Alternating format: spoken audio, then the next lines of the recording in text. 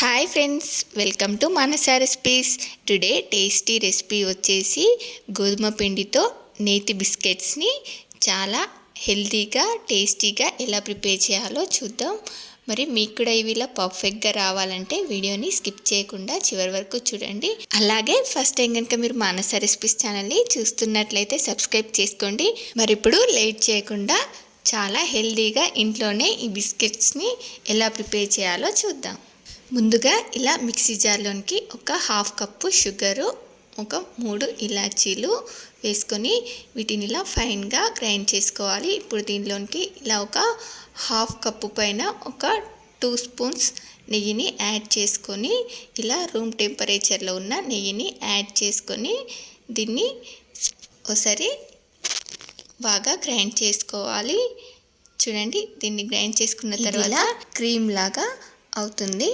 ఇప్పుడు దీన్నంతా కూడా ఇలా ఒక బౌల్లోనికి వేసుకోవాలి. దీన్నంతా కూడా ఇలా ఒక బౌల్లో వేసుకున్న తర్వాత ఇప్పుడు స్ట్రైనర్లోకి ఇలా 1 కప్పు గోధుమ పిండి, అలాగే 1/2 కప్పు శనగపిండి, 1/2 teaspoon baking powder, 1/2 teaspoon baking soda, అలాగే చిటికెడంత సాల్ట్ని, 2 టీ స్పూన్స్ బొంబాయి రవ్వని యాడ్ చేసుకొని దీన్నంతా కూడా ఇలా బాగా జల్లించుకోవాలి.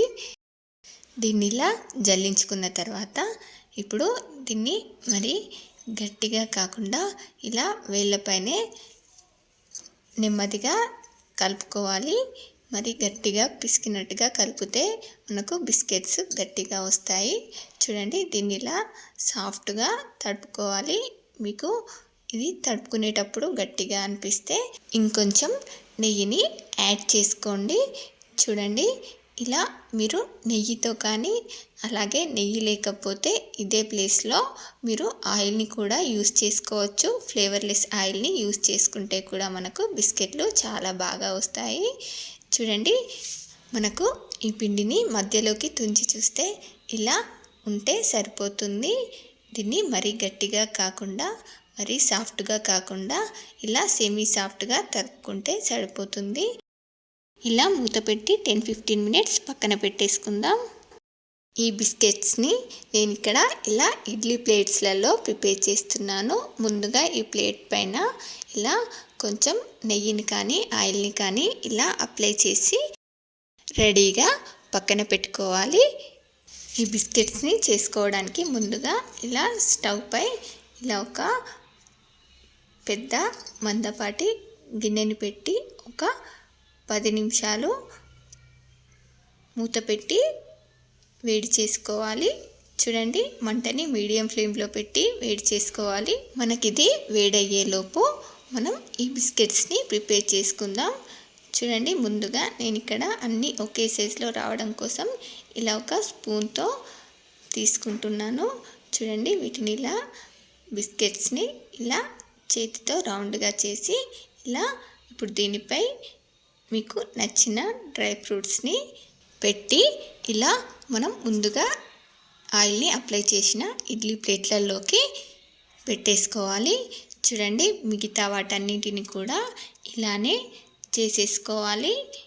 ఇలా బిస్కెట్స్ అన్నిటిని కూడా చేసుకొని ఇలా ఇడ్లీ ప్లేట్స్లలో అరేంజ్ చేసుకున్నాను.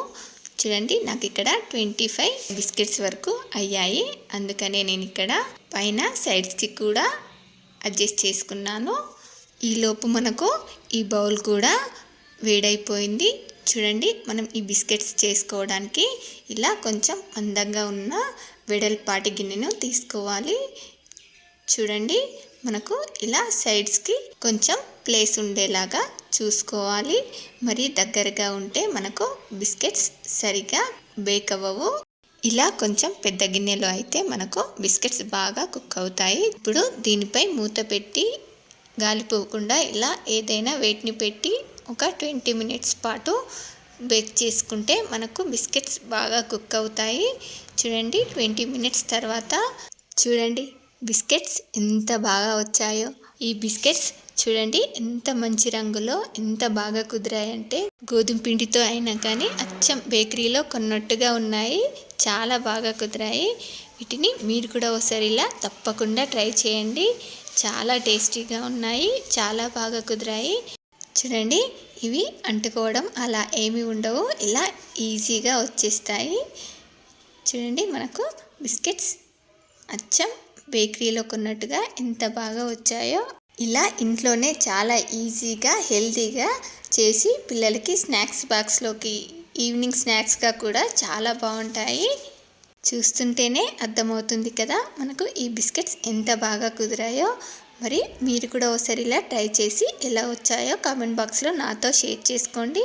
అలాగే మీకు ఈ రెసిపీ కనుక నచ్చినట్లయితే మా ఛానల్ని లైక్ చేయండి, షేర్ చేయండి. మరిన్ని టేస్టీ అండ్ హెల్తీ రెసిపీస్ కోసం మానస రెసిపీస్ ఛానల్ని సబ్స్క్రైబ్ చేసి దాని పక్కనే ఉన్న బెల్ సింబల్ని క్లిక్ చేయండి. Thank you for watching my video.